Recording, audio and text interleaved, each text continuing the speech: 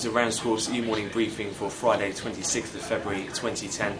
In terms of the Asian session, did see the Nikkei finish up around 0.2%. We did have some pretty good domestic data there where their industrial production came in at 2.5%, quite a bit stronger than the expected 1%. In terms of Toyota Motor as well, they posted some decent gains closing up the session in the Nikkei, up 1.8%, as some analysts now see that stock as a bit undervalued given some of the significant falls that we've seen on those car recalls we've seen across the globe. In terms of European equities then, in the UK and Europe we are trading firmer around 0.5 to 0.7% across the FTSE CAC and DAX. A couple of earnings of note: Lloyds Banking Group out of the FTSE 100, they did initially open up 1%, or have drifted slightly lower. They made a pre-tax loss of 6.3 billion sterling on the full year.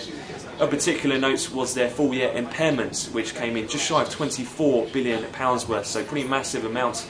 However, of note was the company did say that in the second half of the year those impairments had in fact declined some 21% against the first half, and they do see that continuing throughout 2010.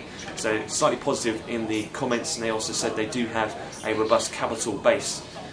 In terms of other earnings, Bayer, the stock in the DAX index, one of the biggest components there, they trading down around 4% after a bit worse than anticipated earnings, so also to keep an eye on there, as well as Merck KGaA being downgraded at Goldman Sachs pre-market today.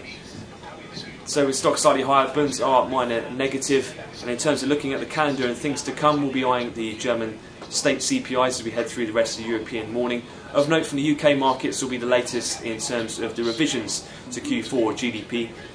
Street estimate currently stands of a 0.1 revision upwards to 0.2%. However, having seen a pretty shocking business investment number out of the UK yesterday, which came in its lowest since surveys began in 1967, some newspapers have gone as far as to say we could as well dip back into the recession territory, coming in at minus 0.1. So we're keeping a close eye on that. That's due at 9:30 London, and then focus will be to the US GDP, looking to be unrevised, going on the consensus analysts at 5.7%.